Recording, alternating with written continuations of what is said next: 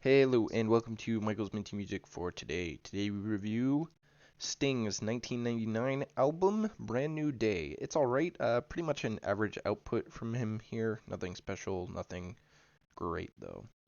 This is the track listing, and these are the tracks I added to my playlist. 6 out of 10, so 1 over half. The beginning of the album starts off relatively strong, several good slow songs, which leads into a sort of medium speed track. But then it starts to get boring and pretty samey.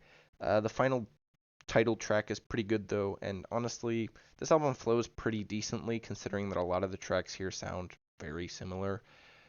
Aside from a boring stretch in the middle, the front and the back of the albums are generally pretty interesting. The genre is sort of a slow late 90s pop. There are little hints of other genres like country, R&B, and rock in here, but really the songs aren't different enough to have really any other influences. Really, unfortunately, there's isn't anything here that's super outstanding, but there's a lot here that's mildly interesting, so it's not bad overall. There was only one single released before the album, the title track, Brand New Day. My favorite track here is probably fourth track, After the Rain Has Fallen. It feels like a slower Police track, which I like, although Brand New Day and Filler Up were also pretty good. Those were all kind of in contention for my favorite. I rank this album sixth out of Sting's 12 albums, so it's the bottom of the top half, almost right in the middle, as close to the middle as you can be here. This is definitely a decent album, but there isn't anything here that's super interesting. It's definitely not as good as the Soul Cages and Above, and it's got enough interesting stuff to be better than Sacred Love and Below.